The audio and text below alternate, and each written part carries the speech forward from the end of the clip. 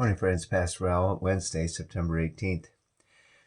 So I've been talking this week about how we deal with too busy life, too hurried of a life. And we're looking at Jesus to find that new rhythm of life that would help us to just kind of maybe get a place where we have a better rhythm, a better pace of life. And we see Jesus, what did he do after a busy day of ministry? In Mark chapter 1, it says the next morning, very early in the morning, while it was still dark, he went off to a silent place, a solitude place that he could spend time in prayer. And that's a rhythm of life. So just a suggestion for us today is that we find that place. And we need to, in a sense, block out the external noises, like the TV, the phone, the conversations, all those kind of things.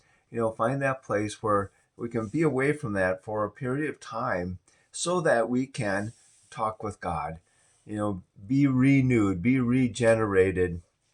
Jesus did that often when he sent the 12 disciples out in Luke chapter 9 to go out into the communities to minister, cast out demons, heal the sick, preach the word, all that stuff. And in chapter 10, or verse 10, it says, they came back, they told him all that they did, and then what did he do? He took them away. And he was going to, basically, would say he was going to do a little retreat. They needed some R&R. And you don't realize how exhausting ministry can be, especially when you pour your heart into it, pour your soul into it. And the power, doing healing, the power goes through you. Remember that story when Jesus was on the way because somebody's daughter was sick, and this woman with the issue of blood touched the hem of his garment.